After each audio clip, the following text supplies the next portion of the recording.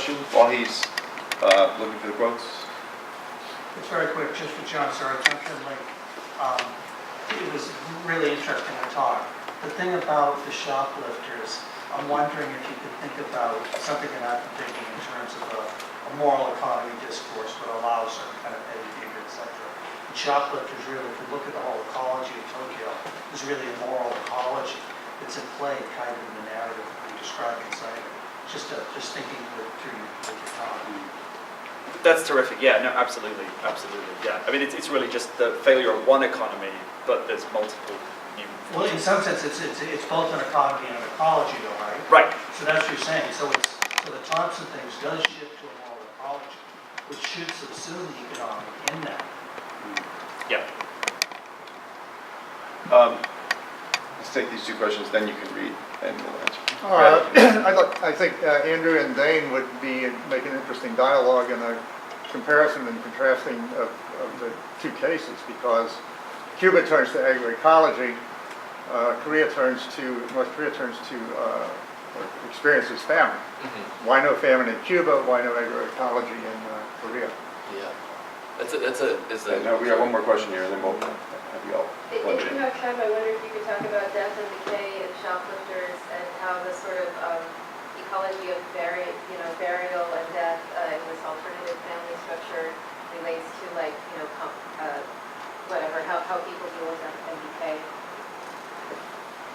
Who wants to go? You want to read your quotes and then? Oh, just real quick. So there's 3 quotes from the leadership, and then one is from a reporter that talked with some small peasant farmers, and you can see the difference in how they're interpreting agriculture. And so the first is René Dumont. Che reacted violently. You have put too much emphasis on the sense of ownership that is to be given to members of cooperatives. In 1959, there was a marked tendency here toward Yugoslavism and workers' councils. It is not a sense of ownership that they should be given, but rather a sense of responsibility.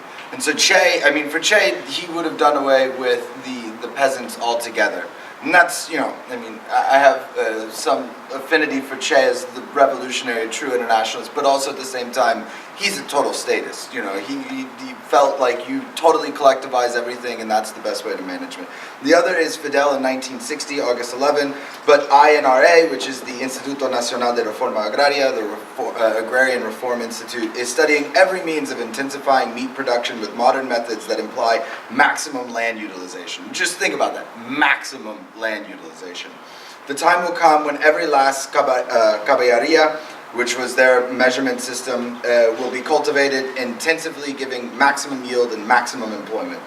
In the magazine Cuba Socialista, they say fact sheets are the fundamental material, forming a base for planning work, fixing the necessary quantity of tractors, agricultural implements, fertilizers, pesticides. And I mean, these things were elaborate and they were down to the key. It's just like I was saying, 80 pounds of nitrogen. I mean, in Cuba it wasn't 80 pounds of nitrogen, but this is what you do. You have an acre, you apply this, you'll get X number of yield. Which is, even for modern agronomy, which is totally industrial, a crazy idea. And then the last one is that, we'll quote from the reporter, on the other side of the road, so there's one side's the state farm, on the other side is these small peasant farms, ranging from 15 to 70 acres of small private farmers. Their owners or former tenants who now pay no rent. They plant tobacco, corn, beans, and tubers, so intercropping. And if they are lucky, there is some pasture for a few head of cattle, pigs, chickens, ducks, and guinea hens are underfoot in every yard. So then also integrated farming. So then you can start to have a recycling of nutrients. You could take the ruminant manure and apply that instead of bringing in, outside. So there's a discussion here and a debate that I think we can get into, and I'll leave it there, of input substitution versus import substitution, and how those two different models represent possibilities for the future. Yeah, so as far as, the absence of an agroecological response to food insecurity in the 90s in North Korea, North Korea's power structure from the top is a very unique one, right? It's a hereditary, personalist dictatorship that has complete control of the military. It's a wonky, set of relations, and so from that, the leadership is tied to its predecessors and what they've done, right? So the establishment of the public distribution system in the 60s under Kim Il-sung, you can never backtrack that and say, well, maybe we messed up, maybe it was wrong, or maybe some practices we implemented need fundamental change. So there's a resilience to the structures in North Korea that are unprecedented because it's in the incumbent leadership is tied to respecting, admiring, and showcasing the past leadership, right? So it's hard to break from the discourses of the past in North Korea. So I think that as the structures of the public distribution system fell and the collective farming system fell, nothing formally from the state came to replace that. And that's the space that North Korea's agriculture is in now. It's in a very strange, out of the state's hands. They're okay with it, but nothing really organized came out of that. John, you Yeah, just very quickly, that's a great question and invitation. Thank you very much. Yeah, I mean, with the novel, I'm trying to start to work through this kind of white pessimism and thought and kind of collapsing utopia versus dystopia, social death, black life. And yeah, I think you could do a similar thing with the Japanese context. I'd have to look at Alison again, but I think she maybe does some stuff with this idea of ruin and decay as kind of a kind of starting point in some strange way. more questions? Okay. Oh, no, you can ask first and then I'll. I just want to push on the question of the Cuba-North Korea contrast, because I think it's super interesting. It's very relevant, and all of the problems you explained that North Korea has, Cuba also had. It was the highest capital-intensive agriculture in Latin America before the collapse. They had all dependence on the Soviets.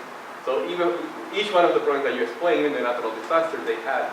So I think it's interesting to see why both systems that have very centralized decision-making process produce very difficult responses. So even though what you said about the North Korean regime is true, that's kind of like leader worshipping. In Cuba, it's not at the same extent, but it also exists. So I think there might be some kind of qualitative difference between the decision-making process in both places, and even the different leadership, just to both centralized power extremely, but I think that one was more also intelligent at responding than the other. I don't know. It's a difficult contrast to make, but it has to be made because the conditions were set for both places to have similar classes, and one navigated it better than the other. I think has to do, unfortunately, with the quality of the leadership, which is something that the left doesn't like to talk about. But if they have leaders, that's something that they could not deal away with. So let's see why this one, because both concentrated power, like decision at the top, but one was more imaginative just to use something than the other. I don't know, that's my Just comment. and before we bring the other question, there's a quicker response. I mean, we shouldn't overplay the centralization in Cuba. While yes, Fidel is this charismatic leader. Yes, the Committee of State does have final say. They pick who's going to go up at the end of the day and stuff like that. There is, due to the social conditions, mass mobilizations going on. So the committees in defense of the revolution in the neighborhoods, yes, they're kind of surveillance organizations, but at the same time, they're popular organizations. So we need to fix something in the street, then the community gets together and they figure out how to fix something in the street. Just like there's, the Asamblea de Poder Popular. So yeah, okay, it's kind of, in one instance, a symbolic thing, right? It doesn't technically have the power. But at the same time, it does have power. It does have to legitimate the state. The state does have to respond to them in some way. So there's one sense where, yes, you have centralization, but you have centralization in a way that isn't automatic, except for, Fidel's capacity as the charismatic leader. He had that power, and especially as he starts to wane, as the special period comes in and then he gets sick into the 2000s, there's even more pressure put on the state to have to legitimate themselves through those committees and those popular avenues. Now, that does not mean that it's a democratic or there isn't a massive problem of centralization. My argument is that, yes, their centralization is a major reason why they end up in this dependent situation and they screw themselves. So short term, it works out. Long term, not a good strategy, right? And then one other main thing. Cuba, through its education, had 12% of Latin America's scientists. 12% and 2% of its overall population. You know, they have a highly educated population that was capable of readjusting to the new conditions in a way that we don't see in other countries. And when you have that kind of base, where you have agronomists that, yes, were trained in traditional agronomy that are now able to transition into campesino a campesino style, like what Paul Jimenez yesterday was talking about, you had the capacity then to set up seed exchanges, to set up discussion groups between farmers about the techniques that they're utilizing that were effective. And so I don't know as much about North Korea, but in that instance, Cuba does have a different system. And you can, and one last comment, sorry I'm a parequito and I talk too much, but is if you look in the book Cuban Anarchism that I just picked up from PM Press and I was reading it, you know, the Cuban government's not this closed system. They were having a researcher come in and do a whole research project in their library, in their archives, on Cuban anarchism, which is, I think, once again, distinct from North Korea, which does have much more strict control over the flow of information. If you go to Cuba, you're not going to get a handler. You know, they're not going to surveil you, and they don't typically do that to most people in their own population. And Fidel even brings this up. He'll tell you, yeah, we have political prisoners, but you know, if they want to leave, they can leave. You know, as long as they leave Cuba. You know, so like there was always a different way that Fidel himself and the leadership saw it. Although when I've gone, the taxi drivers are always like, yeah, but Raul, you gotta watch out for, because he'll put you against the wall. So you know, there's also debates between them, right? So I think it's a key point, and to keep that nuance about how much centralization was going on in Cuba and what that entails. I have a question for Emily. Yes. What is the relationship between this marketing board and the government? I mean, Yeah. there's clearly a relationship, but like, when does it begin? What is that relationship? So it's part of the Agricultural Adjustment Act of 1933. Well, that's sort of when it kicks off. And it didn't initially include specialty crops. It was for other products. But it was a supply control mechanism initially that was intended to make mandatory payments from growers to create this organization that would then cap supply in order to stabilize prices. So that's its origin story. So its relationship to the government continues to be quite complex because on the one hand, it is technically like under the USDA's supervision. It functions as a non-profit entity, but they have like USDA lawyers at all of their meetings. And one of the reasons they have to do that is because they're legally not allowed to lobby. But they, in my opinion, definitely do. I mean, they have representatives in Washington. They pay money to a lobbying organization that lobbies on their behalf. They engage in all kinds of forms of, and they took Obama to almond orchards and Kamala Harris more recently to go see the almond fields to see how they're the source of California's prosperity. I mean, they engage in a lot of political work, but they're technically not allowed to do that. So they're in this liminal space where their existence, without government support, they would never work because growers would not voluntarily give money to an organization for this. Or maybe they would, but it seems highly unlikely. And so their existence is predicated upon state support, and yet they're supposed to be kind of like a non-state entity.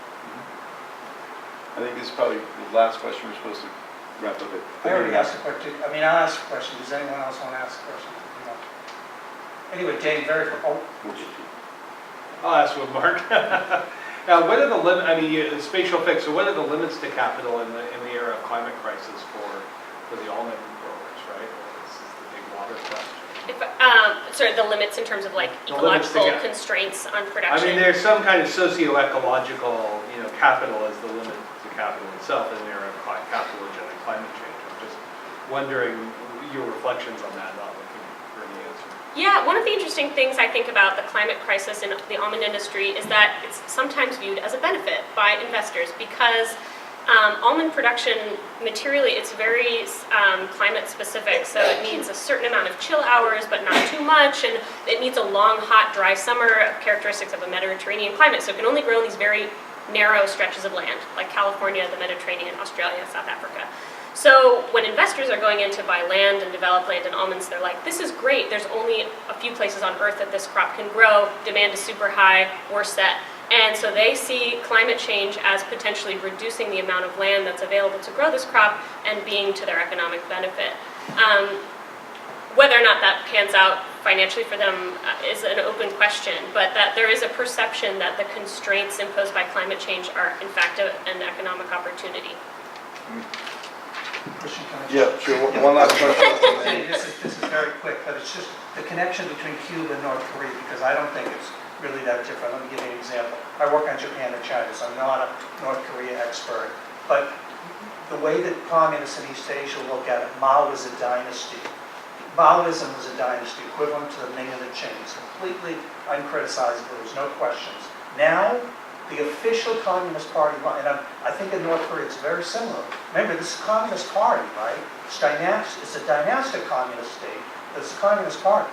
After the reform, Mao was unassailable. 1989, Mao was 80% right, 20% wrong.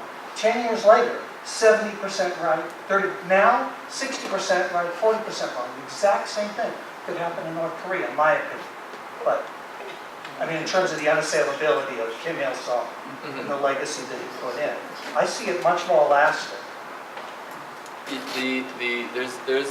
I agree that there are places that the propaganda machine in North Korea internalizes its own history, literally rewrites its own history in an unprecedented rate.